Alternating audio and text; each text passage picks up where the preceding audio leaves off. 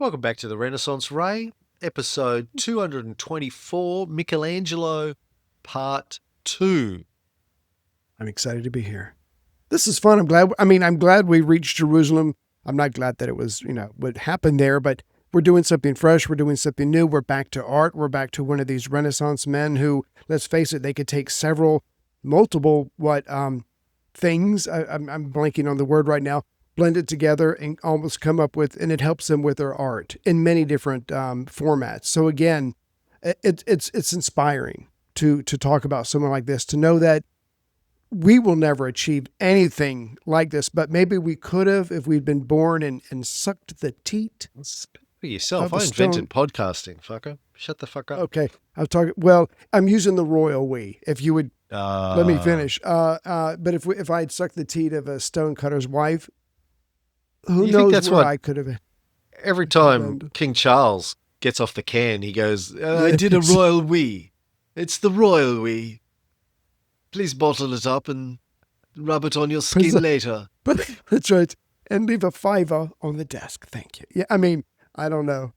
No, I'm glad you achieved something. I'm still looking for mine. I need something that is going to help me get through life, so I'm still looking. Please. So in the last episode, we introduced Mickey the Angel. We were talking about his family's belief that they were descended from Matilda of Tuscany, the House of Canossa.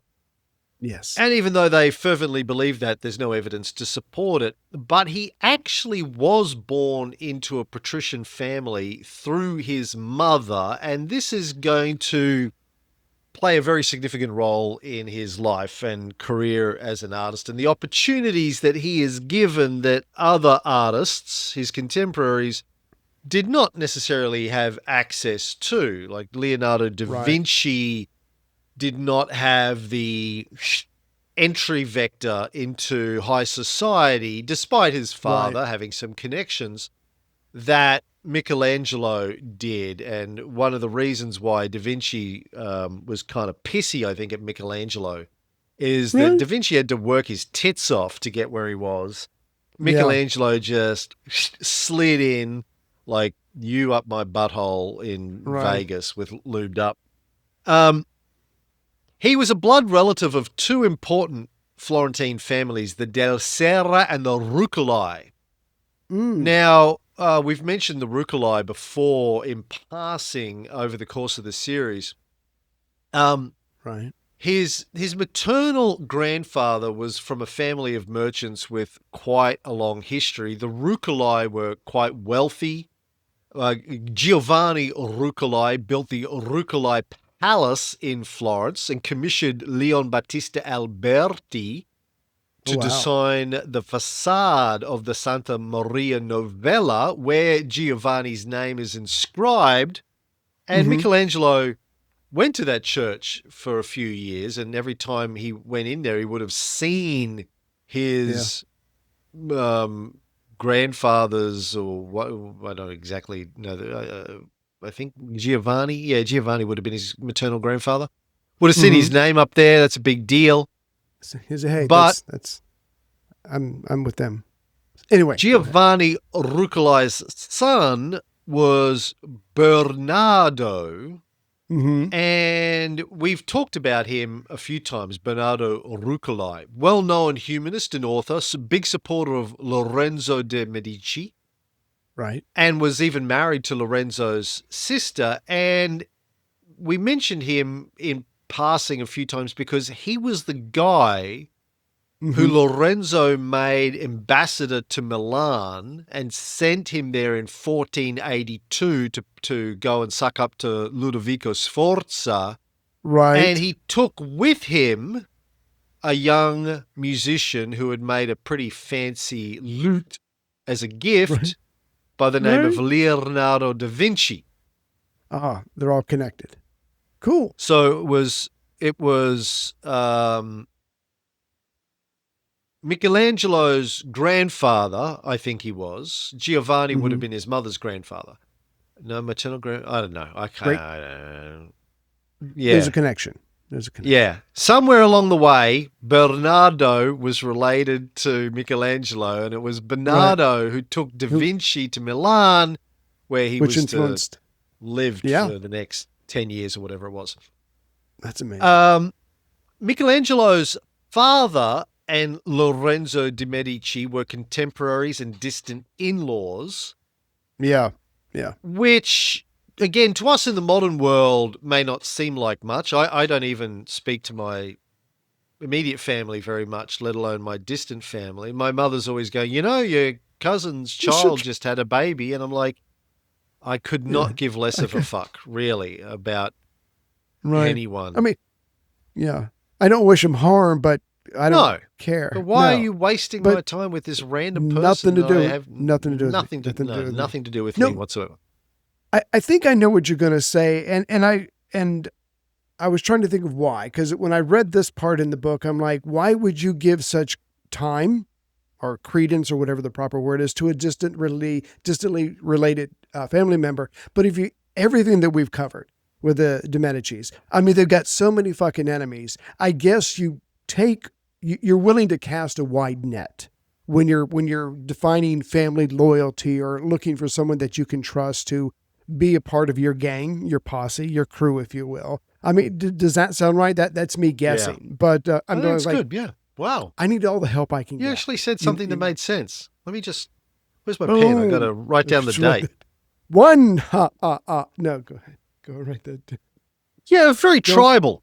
And I think you tribal. nailed it. That's Very good. That's tribal good. because, yeah, there were, and you needed connections. You needed people in the church and people in business and people in government that were on your side because there were always these Exactly. factions going on and factional Life and wars death. constantly. Yeah. Yeah. So you wanted, and yeah, it was also the patronage idea that we know goes right back to ancient Rome. Yeah. Yeah, Caesar, Sulla, Pompey, um, go Other back to, clients. yeah, Sulla and Marius. You had your patrons, you had your Mm-hmm. clients, you had people that owed you a favor. It's Don Corleone. It's one day, and this day might never come. I will call upon you to do a favor for my family, but until such Right. time, consider this a gift on the day of my daughter's wedding. It's it's all of that, right? This is deep, Absolutely. deep, deep in Yeah. Italian culture. Yes, generate DNA. You're absolutely right. I mean, it is cellular at this point for these people. So it was a big deal to be related to the De Medici, Mm-hmm. and they were all considered extended family. So when Michelangelo first arrived in Rome in 1496, it was Bernardo Ruccellai's nephew, the banker Paolo Ruccellai, who provided Michelangelo with money to live. And even Right. earlier than that, the connection to the Medici was important because when he was 15, his father was able to secure him a place in the household of Yeah. Lorenzo the Magnificent, Il Magnifico, which is what my wife calls me in bed, but that's another story. Um, Right. he spent 2 years, which he often talked about as being the happiest years of his life, living in the Medici palace, growing up with the rest of Yeah. the Medici kids, Giovanni and Giulio de' Medici, who go on to become Pope Leo Oh, X and Pope Clement VII, future not bad. patrons of Michelangelo as an artist. Also patrons of LDV. We talked about Yeah. his relationship with both of those before they were popes and then after they were popes. Mm-hmm. Leo X later spoke of Michelangelo as his brother because they Mm. had basically grown up together. So, unlike LDV, who had to work for shit, Right. Michelangelo grew up in the middle of the very top of Florentine society and art and wealth and humanism.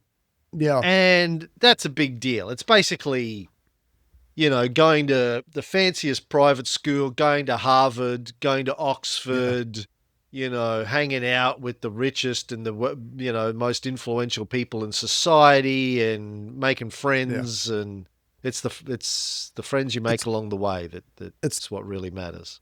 It's the top of the pops. It's literally like going to Oxford on your first day, and the president of the university goes, "I like you. Do you want to come home and live with me? Share my Yeah. table, hang out with Yeah. me and look at all my art and talk to my friends." And I Yeah. mean, you're Yeah. right. It does not get any Yeah. higher. And can I just say real quick, because if you're going to touch on this in a minute, I'll stop. But even Oh, I'm before going to this, touch on it. his You're going father to was touch his this. father. If you're going to touch this in a minute, I'll stop. But I remember that's what you said in Vegas. Your minute and my minute, completely different. Anyway, no. So even before he ends up at the Medici household at age 15, he was with the artist Domenico Ghirlandaio, if I'm saying that right, and he wasn't there like you were just saying. He wasn't there to mix paints or to clean up or whatever. His father was like, look, this kid has got to be the breadwinner of the family. So I need him to have a taste of the good life. I've sent my oldest boy to the church because that's what you do. And so he was just allowed to put around and make copies of stuff. But even that wasn't good enough for the dad. The dad works on it for years, and finally, like you just what you started this with, the father is able to get an in for his son with Lorenzo's household and gets him in there. I mean, the father is sure there's a lot of letter campaigns. There's a lot of shaky hands or offering gifts or whatever, but he does eventually succeed in his desire. He gets his son smack dab and right in the middle of the Medici household, the humanist center of Florence. I mean, again, he could not hope to achieve anything more for his child. And he did it. And here I am. I don't have any sweet teat to suck on. I don't got anybody looking out for me. I'm just doing the best I can. And let's be honest, it's not that impressive. But again, his father is doing his father's breaking his back for him. He's getting all the breaks. He's getting all the breaks.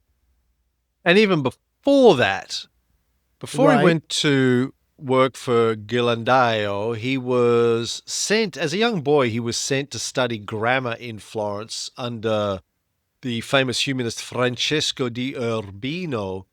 Because, as you said, the eldest son was going into the church, as you did.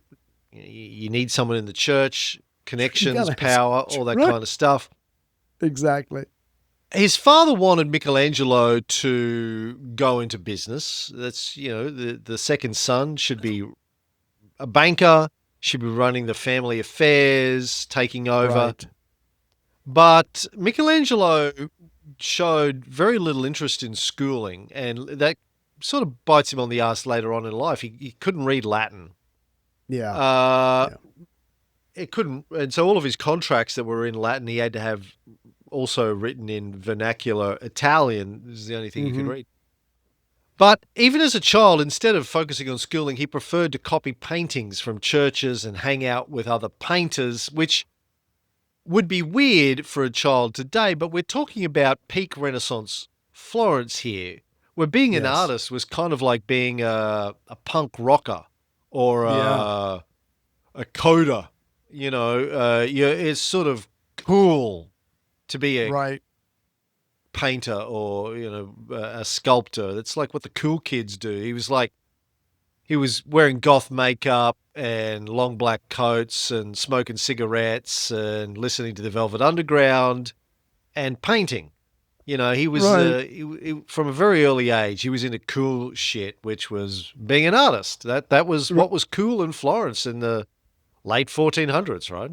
Yeah, and we don't have to re-examine this, but to take what you just said and to connect it to the very beginning of the show, but also the beginning of the last show.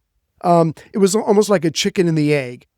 There was a time when the artists were considered the equivalent of the plumber, and they start coming along, but the work that they're doing is so vibrant, and they're living these lives out loud, and some of them are less than conspicuous with their lifestyle choices, and some of them have crazy clothes, and they're chasing other wives, or they're being chased by wives, and so they start being bad boys, but because their art is so good, they become acceptable bad boys. So something like that. So it's the chicken and the egg. So yes, here's a little kid. It's like, should that young kid be hanging out with those older guys? That doesn't feel right. Oh, he wants to be an artist.